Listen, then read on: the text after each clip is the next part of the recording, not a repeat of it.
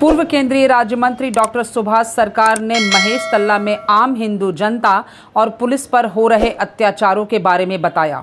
उन्होंने कहा कि अब तो हद हो गई। गुंडारा ताদের দ্বারা আর পুলিশ আক্রান্ত হয়ে নিজেকে রক্ষা করতে পারল না। আজকে মহেশতলা রবীন্দ্রনগর থানায় সেখানে কি অবস্থা, পুলিশ নিজেকে বাঁচাতে পারছে না। ডিসি পোর্ট আক্রান্ত হলেন, ডিসি পোর্ট আক্রান্ত হয়ে এখন একটি হাসপাতালে ভর্তি হয়েছে।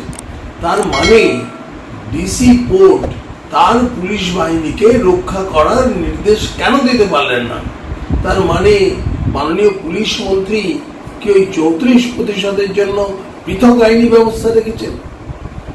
তো এইরকম যদি বারবার চলতে থাকে তাহলে পরে পুলিশের মনোবল আর কিছু থাকবে না, আর রাজ্যে আইন শৃঙ্খলাতে একেবারে তলানিতে গেছে।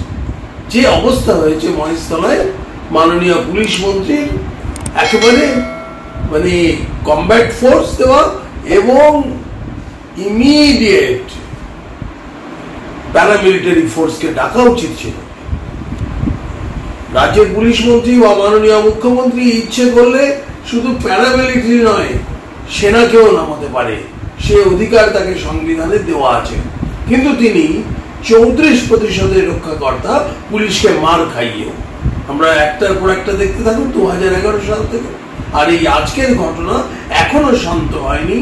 তাই আমি সমস্ত যারা আমার এই কথা শুনছেন তাদেরকে অনুরোধ করছি, আপনারা আপনাদের মন্তব্য লিখুন যে পুলিশকে রক্ষা করতে কেন আইপিএসরা ব্যর্থ হচ্ছেন, কেন माननीय मुख्यमंत्री।